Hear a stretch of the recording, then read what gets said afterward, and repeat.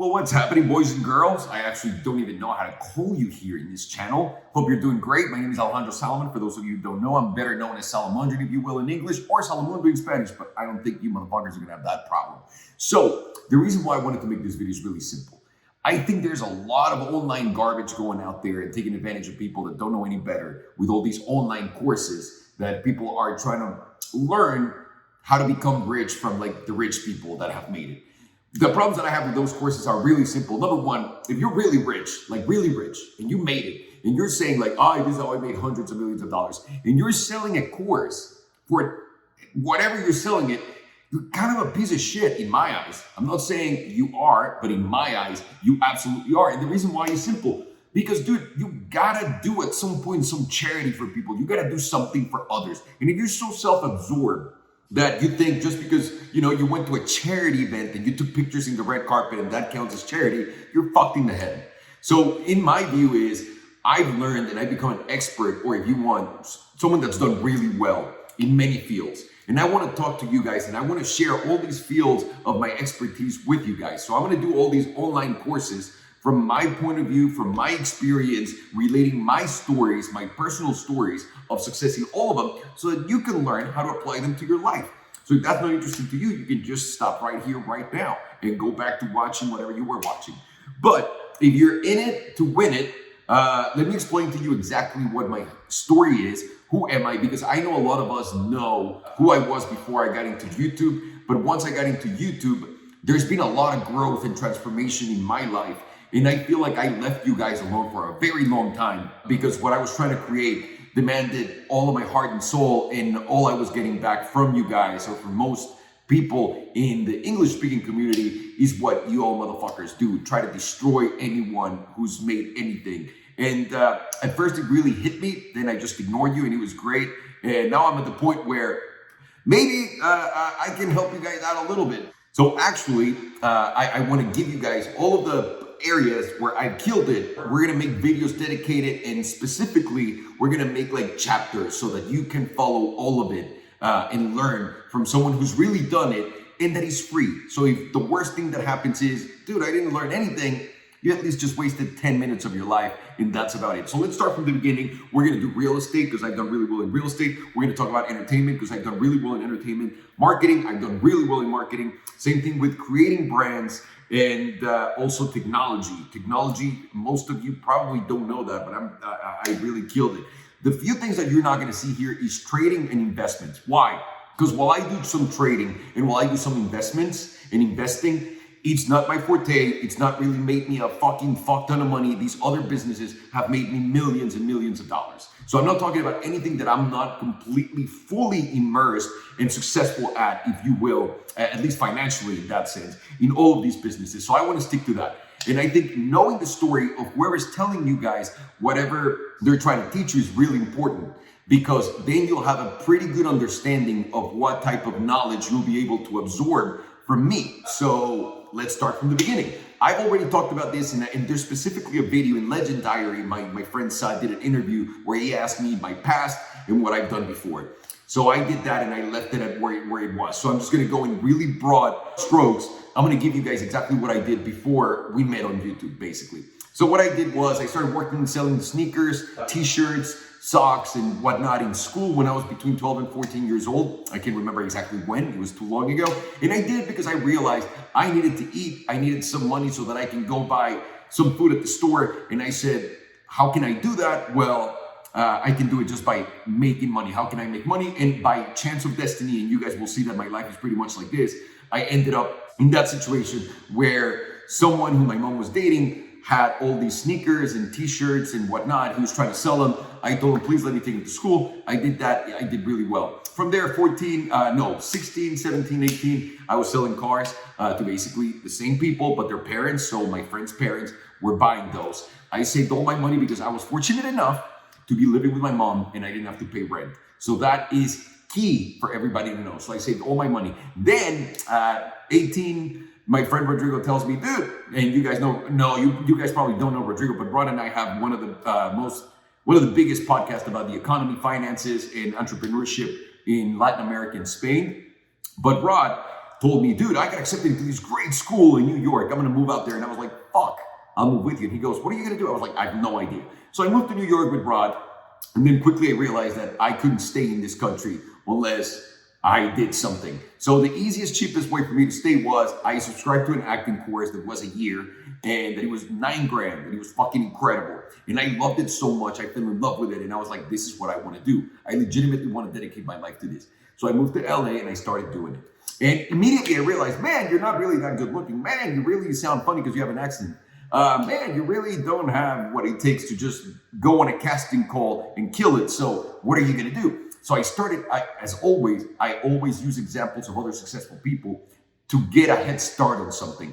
So it was at the time when Jonah Hill, Jason Segel, and all of those guys were getting big. And the reason why they were getting big was in all these interviews, they were saying, you know, I'm not the best looking guy, I'm not this, but I'm funny and I can write. I can write my own opportunities. I can create this, I can create that. So they started giving themselves their own opportunities and creating their own opportunities. And eventually someone picked them up and they got huge. So I said, I'm going to do the same thing. I started producing shorts. I started from my first short. People from the crew were like, dude, I'm producing a short. Can you help me? I helped them. I helped more. And then eventually I made it to feature films and all that good stuff. So I ended up producing over 20 some movies all across my career. I started independently. Then I got hired by studios when they saw what I could do, TV networks, etc., to make movies for them. And a lot of people, this is something that gets to me all the time when talking to you guys. There's like all these threads that none of my career in this business really exist. Go on imdb.com, the Internet Movie Database, and look up Alejandro Salomon. Go to your Netflix, look up my name. Go to iTunes, look up my name. And some movies will come up there. But if not, the IMDb, the Internet Movie Database, has all, and then you can look them up, see the movie, and then watch my name at the end. Because it is really funny the way that people just make up shit that anyone can Google and people still believe it. So I killed it in entertainment, killed it. I did it for many years. I think I started 2006, 7, and then I retired, I want to say around 2017, but I'm not entirely sure when exactly. 17, 16, no, probably 16, 15, something like that, I retired. And while I was doing movies at the same time in parallel, it was 2008, 2009, 2010, and all the money that I was making in that industry, I was saving and I was putting in a money market account. And while you're putting your money in a money market account and someone else is investing it for you, you don't really know what's going on. And then your money starts to go down along with the market, which now that I understand all these things, I'm like, what did you expect, idiot? So of course, that's what's going on. And my money just started to go. And I was like, man, I got to do something. And out of panic, I invested in real estate. I bought a building. And the thought behind that was, if I lose all my money, at least I'll have somewhere where I can go and sleep, worst case scenario, in something that will make me money if I rent it all out and I just sleep in the small room downstairs. Like that, it was a decision made out of fear. A lot of people think that all these great decisions come from like a conscious man saying like, I'm gonna now get into it. No, I started from zero knowledge. I didn't know anybody that did it. I mean, I had friends that inspired me to do it, but they didn't tell me like, this is how you do it. This is what you need to do. Like none of that. So I got into that business and I fucking killed it. I destroyed the real estate game. And I'll make videos about like the first course is going to be real estate so you guys can learn from me in that sense, because I'm really fucking good at picking locations, at creating value and adding value for to go to the bank, get money, etc. And all of the financial and tax savvy stuff that people will need. I'll give it to you. At the same time, while I was doing that, I was making movies, I was doing my real estate, and in 2009, I believe 2008, 2009, I had a BlackBerry blog, a blog with a B, and from there I started making videos, and it just exploded, and that's where the Salomondrin brand started. And that exploded. I was one of the biggest guys from YouTube at that time, one of the top 3 technology guys back then, and there was no money whatsoever. So I was like, all right, I understand how to do this. I understand how to create a name for myself online, but there's no money. So I got to get to work because I need to make money to survive. So I decided I'm going to go and I'm going to show everybody, knowing what I know, that I can be an entrepreneur and that I can kill it. And what exactly did that entail? That entailed me opening 24 businesses. And the reason why I opened 24, 27, whatever many businesses we opened back then in 2017 was, In the movies, the rule of thumb, at least it was back then, was for every success that you have, you're going to have 11 failures. So out of 12 projects, one of them will be huge. So I said, I'm going to open all these businesses. And mind you, at that point, when we started Salomondrin, I said, I want to do my own clothing line. So I grabbed my wife and I said, babe, I want you to do my own clothing line. And I don't want merch. I want a clothing line. Even though we had merch, we wanted the merch to be something for everybody to be able to put it on. But we wanted to start something more special, something more quality, something with more quality, something that looked way better, something that not everybody would be able to do, that would separate us from everybody else. And specifically for me, the reason why I wanted to do that with Belen is simple. Because before this point, I had a company that I called, that we all called Cup Gang. And I invited all my friends to be a part of it. And he was a guy that tinted windows, a guy that had a rap, whatever, like business and all these different businesses. And what I did for Cup Gang was I blew up their businesses, like each one of their businesses, then their personas online at the same time that I'm doing mine. And then I said, you know what, this is the right time. Let's do a clothing line. We got an expert doing clothing and we launched the company. And it really was a huge success at first. We made a lot of money. And the reality of that is, it goes beyond the money for me, and you'll see why. We made a lot of money, but the success from it came that people really love the message. People really love the brand. People really love what I had attached to it, along with the boys. But the reality is, these guys had never been a business person. They've never done what I had done before. But at the same time, I had never done it in this industry, so I felt like my authority wasn't that much greater than theirs, which is a huge mistake. And that lack of confidence is what caused the breakup and the split from that. And the reason why is simple. I'm one of those guys that pushes and pumps everybody around him. So I'm like, dude, you did this, we did that, we did that. I never say me. But the reality is, people start believing that they really did everything and that you didn't do anything. We all had the same shares in that company. We all had like 8.2% of the company, all of us that were a part of it. And even then, these guys wanted more. They wanted my YouTube channel. They wanted for me to put not be the guy who runs the company after I've done everything that's successful. You have to be a moron to be against the guy who's brought you up here and can go like, no, I'm sorry, I'm not going to listen to you. I'm just going to take over this because I don't have any experience. And when they tried to do that to me twice, I said, one more time, guys, and I'm out. And they tried a third time and I was like, that's it, I'm out. I left that company, but I learned a big valuable lesson. I learned that as much as you want to do stuff for others, as much as you want to help others, if they're not mentally ready to be there, to get there, then they're never going to understand why they're there. And they're absolutely immediately going to sabotage the shit out of everything. And it's happened a few more times, but I've learned to mitigate the shit out of this problem. Because you pump these people, and then eventually they want to dump you. And then they go to shit, and you're like, see, I built you up all of this shit so you can just go and fuck it up with your greediness. And that happens, but that's human nature. So as I'm growing and there's a very important thing in parallel as to why I'm talking about this Cup Gang story, is because after that I said, I'm going to do the same thing. I'm going to do it for me with a different brand. It's going to be called Swipe. I'm going to do my hats. I'm going to do clothing. And then here, I'm going to put my wife in front of me and say, babe, I want you to develop this line for me, because every time we've gone anywhere where there's like Victoria's Secret supermodel, because I mean, from Hollywood, baby, so I went to a lot of crazy fucking events, and all these girls would come up to Belen that were incredibly famous and rich, and they're like, what a beautiful top you're wearing. And Belen's wearing like a $20 top. Yeah, she's got like her expensive handbag, but she's always had an eye for stuff. And I was like, she would be an incredible designer one day. And I said, babe, I want you to design my clothing line, because in my mind, she wouldn't even think about it. She would just say yes, because she's not spending any money.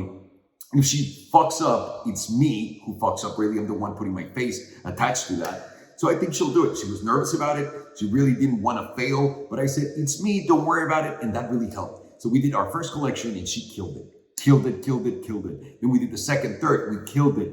And from there, she told me, you know, I want to make my own. I want to really take control of this and make my own destiny here. I want to make my clothing for women. And I was like, let's go. That was the whole intention from the beginning. And right now I'm very proud to say that, you know, if you guys follow me on Instagram, you've seen that, you know, Gigi Hadid, Kendall Jenner, like all these really famous girls are using now her clothing. And to me, the validation that that brings to the project, aside from the sales, because the sales are one thing, but also seeing like people that have the ability to just choose clothing from anyone, that are choosing the one that my wife makes, because it's true, it's so good.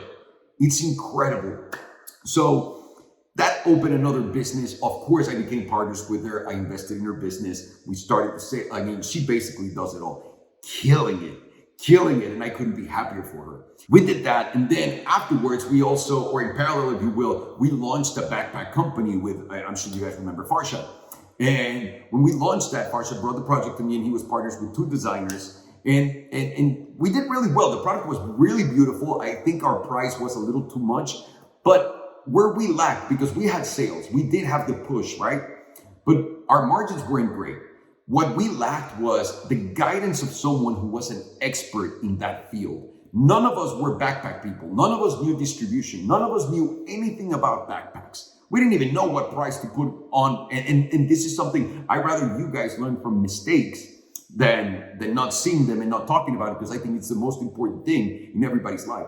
So that business went to shit because we just couldn't figure out what was the right method of getting into a massive market. What was the price range? None of that stuff. And then people start to get impatient as to why am I not making money? And you know how that goes. So that was a big lesson. And that was another lesson for me.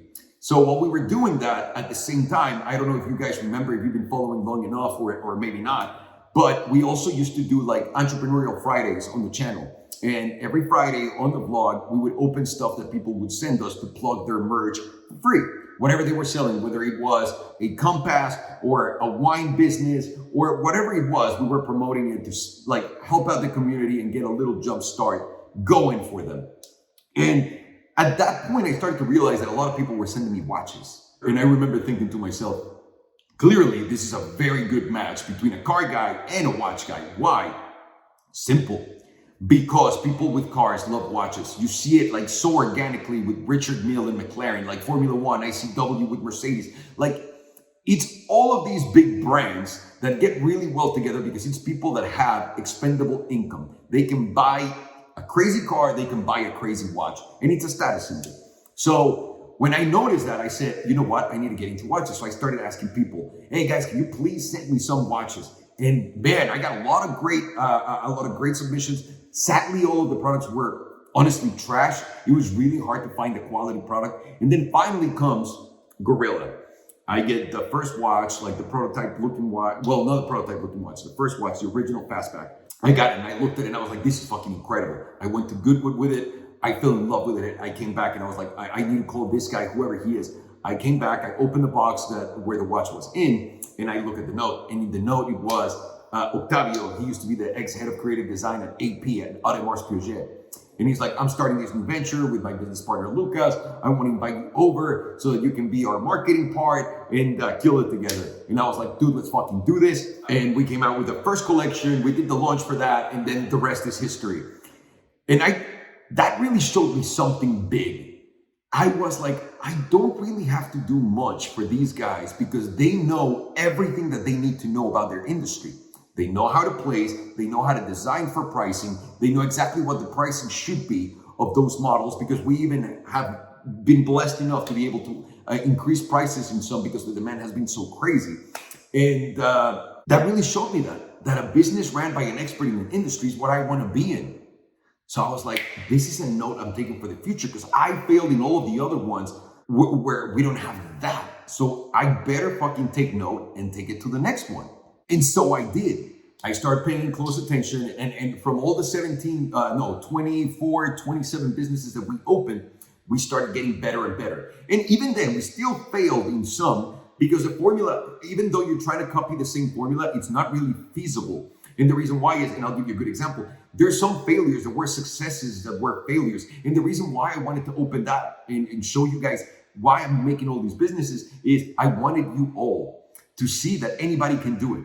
That if you have a little bit of want to do something different, something that you're not an expert in, something that I never went to school. I went to high school and I barely finished high school. I didn't go to college. I'm not smart. I'm very ignorant. And the more I learn about how ignorant I am. So there's no ego involved in my process. I want to get involved with the best of the best in that. But at the same time, I'm still going to fuck up. And now I'm mitigating it quite a lot. So we started with something called a fantasy crypto app. And it was just an app and talk about getting early to the party. And this is exactly that example. So we developed this app because, we're in technology, we're successful already at it. We've had already sold an app or two. We had like this whole thing going and crypto was hot. So we came in, we did an app that people could put, they can open an account for free. We would give them $1 million fake dollars and they would invest those $1 million in crypto. And then whoever had the best portfolio returns in a week, they were getting $1,000 in Bitcoin, $1,000 in this, and they would make money. And we got over 100,000 users on that. We were not making money. We were carrying the server expense, and it started to become an expensive business because of how successful it was, but there was no money coming out. And at the same time, the crypto market crashed. So I was like, you know what? We gotta grab our balls and we gotta pull the plug on this one. Even though in most people's eyes, that's a successful business. And the reality is, I think we would have been incredibly successful if we would have just kept it for a little longer. Not a little, like years. But then I don't even know what the ceiling would be of that business right now, because Robinhood and all of those guys have simulators too. So as you can tell, there was some concerns, and sometimes when something is successful, you just have to kill it. Another one that's successful that we had to kill was, well, we didn't kill it, but we just don't pay much attention to it, is the wheels. And the reason why is simple. Once we started seeing the market and going after sales and all that stuff and realizing that China is really coming out with the cheapest wheels that look exactly like ours, that are $800 instead of like $5,000, $6,000, $7,000, $8,000. And they can deliver them in 2 weeks compared to us. Yeah, they're garbage quality, but people don't care. People just want to buy the cheapest. So I was like, all right, this is something that I shouldn't focus my attention on. And that was a project that was successful in itself because we were selling many sets a month of those for some time. And then the China thing started to take over more and more and more, and it became more of a trend, more of a trend, more of a trend. And like, who gives a shit? And then I started to do the math, right? Like, how many sets do I really need to sell in order for me to be this successful? And it made no sense. So I was like, I'm gonna stop pushing that. I still have the business, it's still rolling. Like, if you guys want the set of wheels, just fucking call your boy. But honestly, not my bread and butter. Don't give a shit. Then we had the Raptor S. We tried to make that into a thing, sell the cars. And I realized we failed at that business because the partner that was supposed to be the other side wasn't a partner. They weren't doing anything other than just waiting for me to sell the cars. And again, you partner up with an expert at something and you're thinking, man, this is really going to work out well because they're an expert in what they do. And then you realize, well, they're not doing anything. So you also got to find the expert that's thirsty and hungry that wants to kill it with you. So that was a big lesson. And that to me was the beginning of the end of me telling you guys what I was doing in the US. Because the negativity that came attached to that was so insane. Everybody was so happy that I failed. And I understand it now. From your guys' point of view. Now I understand more of the American society after everything that's happened with COVID and politics and whatnot. Like, I get it. I understand. So I stepped away from you guys and I went to Mexico and I put all of my efforts in Mexico. And the reason why is the community was very supportive. They appreciated learning. And I appreciate like teaching as much as I can. And I did that. The YouTube channel started to kill, the Facebook started to kill. And at the same time, other opportunities started to arise. And we brought our clothing line to Mexico. We did really well with that. And then we got a clothing manufacturer in Mexico who was terrible and he destroyed my clothing line. And at that point, I was like, I don't even care about the clothing line because my profits are capped. I can only make so much money if it's not like a Belen line, and I don't want Belen doing my line anymore because she's doing her line. So I'm not going to do this anymore. That dude single-handedly put that business out of business because you got a bad producer of clothing. So there you go. And I also had the opportunity of working with other friends, and that went away because that guy just couldn't deliver on the goods, which, whatever, you live and you learn. From there, the idea of the mezcal came around 2017. We were looking into buying a mezcal company, which is kind of like a tequila. And it was an up and coming drink. I love mezcal. I loved it forever. And I said, George Clooney got really rich doing what he does with tequila. And like, why would anyone drink the tequila that George Clooney sells? He's American. The fuck does he know about tequila? No disrespect compared to a Mexican guy. Why? And then you start putting two and two together, and rather than criticizing something, you admire the brilliance of it. Then you go back to 50 Cent with Vitamin Water. You go back to Ace of Spades with Jay-Z and what they've done. And I was like, I can do this. I can absolutely do this. So I got into the mezcal industry, and that's where the big hustle started with this. And our mezcal right now in Mexico. Last year, what really separated us from everybody, which was its first year being alive, was when COVID hit. I talked to Andy Slavitt, who's like Dr. Fauci for Obama, who was Dr. Fauci for Obama. And I also talked to a big epidemiologist in Mexico, like the biggest one in all of Latin America. And I asked him immediately when I was having an interview with them, how long is this going to take? And they both completely separately told me, no less than 18 months. It's impossible for this to be gone in any sooner than in 18 months, no matter what anyone tells you. Those are the experts. I'm not going to listen to the message boards. I'm not going to listen to I'm going to go with what the experts tell me. So we flipped all of our businesses into that direction. The fact that nobody was going to come out of home and they were going to be there for a while. So we started to focus on our distribution online for everybody. What were the channels that were growing? Amazon, Mercado Libre in Mexico, Latin America. And we plug it in and we became, at some point during Semana Santa, which I don't know what it's called here, spring break, we became the most sold hard liquor in all of Mexico for 2 weeks, beating Bacardi, vodkas, anything. We were only behind 2 beers as the top sellers because we made that move based on information that we knew. And it was so cool to see the brand just explode. Right now, we're in hundreds of stores and we're still placing right now. So we have orders that, another store chain that has 80 stores, 120 stores, we're placing right now. And it's been so great. And right now, aside from all the stuff that we're doing, we're also about to, because, you start to learn that the distribution game is really where it's at. It's cool to understand the product and really grow your product and create these products that are cool and you can market and you can create a brand attached to them. But where the real power comes from is from the power of placing stuff in those distribution outlets. So this is why people want to do business with IHOP, because they have like 1,000 stores or 2,000 stores nationwide. Same with Chili's, 1,000, 2,000 stores nationwide, for you guys to get a gauge of how big those guys are. And right now, we're launching a project in Mexico. Can't tell you about it right now, but you will see it. And we're launching in 16,000 stores. 16,000 stores. So you guys do the fucking math, right? That's the name of the game, getting into those distribution outlets. And right now, we're coming out with that product. We have Aileron. We have another product coming out in September. Then we have Aileron coming to the US around the same dates. And then in November, we have the most important thing where we're using all of our expertise, all of our distribution, all of our channels for everything to mesh it into one massive product that is going to help people. Because I don't want to make businesses anymore without a cause. And I think that's one of the most important things that I took away from all of my experience. So at the same time that I did all of these things, I had to make a really tough decision. And this is something that not a lot of you guys understand or have really seen. And that tough decision is saying goodbye to a lot of successful stuff that you're doing to plan another future, to plan another life, to plan another business, another cycle. What do I mean by that? I mean, I retired from the movies and I have my real estate money. So I had a cushion before saying, all right, fuck it. I'm not going to do this anymore. Right now, years ago, when I decided I'm going to do this and I'm going to go full throttle, at the same time, I was like, I'm going to continue to do YouTube. That's going to be easy. That still will pay the bills, some advertisement. And in parallel, I got into marketing. And the reason why I got into marketing was very simple.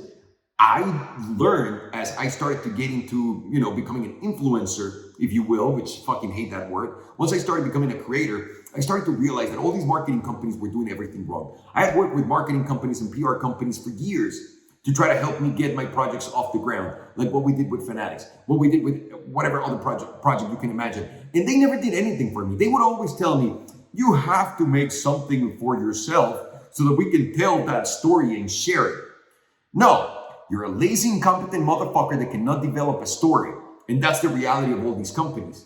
So when I realized that, I said, well, I'm creating products that are successful. I know how to market them to people, so I know how to get to people and put them in that. I know distribution. I know the other end of the spectrum from the influencer point of view, like what really doesn't work and what really does. So I mixed all of those things and I decided I'm going to do my own marketing agency. And you got to understand too, not only can I do marketing for brands, for products, for companies, I also can apply business and production into it. That means if your business has a revenue that you're not exploiting, that you haven't spotted because you're too close to it, I'll come in and along with marketing, we'll blow that business up. And I did that for many people. I started it with the whole cup game thing. I did it for like the guys that did the stickers on the cars, the tint guys, the fucking guy that sold the cars. I did that for them free. On top of that, I gave them a piece of my company And they were like, fuck you.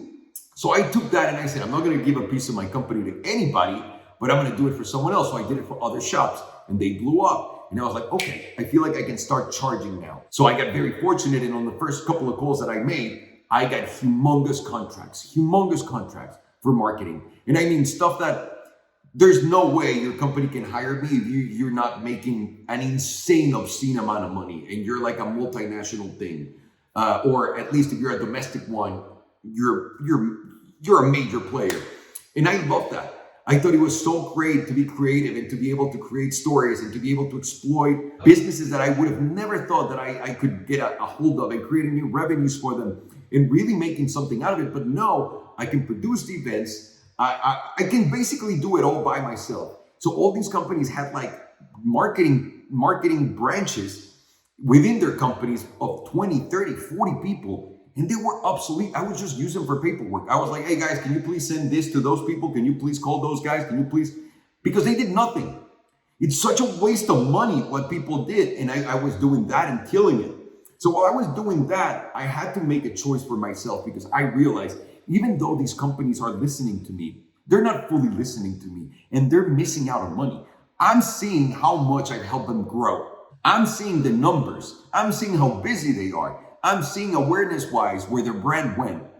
And they're not using 100% of what I know. So I'm going to grab what I started doing with Cup Gang, but I'm going to develop the products. Now I'm the expert. Now I have cachet. I can go to people and start doing this with them and really apply it for myself. But what did that mean? That means you have to start dropping your $500,000 from this one contract a year, your $500,000 from that contract a year. And it got to the point where just like when I retired from movies, I've gotten 2 offers from tech companies that have asked me to go work for them that are over $1 million a year plus benefits and all that shit. So I can do all of their marketing and run all of their marketing and PR departments. And I had to say no. And it's really tempting to just say yes because it's such an easy thing. Right now, it literally takes me no time whatsoever to do it. But of course, it's all the years that I've worked to be able to do what I do. But the problem is I'm busy doing this for me. And while we see it with the watches, while we see it with Belen's clothing, while we saw it with my clothing, while you see it with Aileron, you're about to see it at a much larger scale right now with the next product that we're going to launch and all of the other stuff that we have lined up. This is my life now. I am an entrepreneur. I'm a businessman. And I decided and I made the hard choice of what am I going to focus on? Am I going to still be the guy that has 17 cars and do all that stuff and not be able to really go balls deep into what I want to create? Or I'm just going to have a really nice life because I'm not complaining at all. I'm going to have an incredible life right now. And I'm going to focus on my entrepreneurship and I'm going to blow up these companies. And right now, we literally just, because of what's coming out, we closed the biggest deal I've ever closed in my life. And I'll give you this hint. The biggest deal I had closed before was for somebody else, and I had just introduced 2 parties together. And those 2 parties exchanged $50 million for one to purchase the other. So I got a commission from that, and it was great. But right now, this is bigger than that, and I'm the owner of the business. So to me I'm getting there. I'm fucking making it finally into the levels that I always thought that I would be able to fucking kill it. And it's so hard to believe in yourself when you're in the middle of that. And you gotta tell, everybody, I'm just gonna stop taking these massive paychecks so I can take a chance on me yet one more time. After you did it 5 years ago, after you did it 5 years before, because you keep doing that. And I appreciate my wife for supporting me so much during those times. Because I know, it's nice to have what you already have and just not want to change anything and get comfortable. And the fact that she lets me get uncomfortable.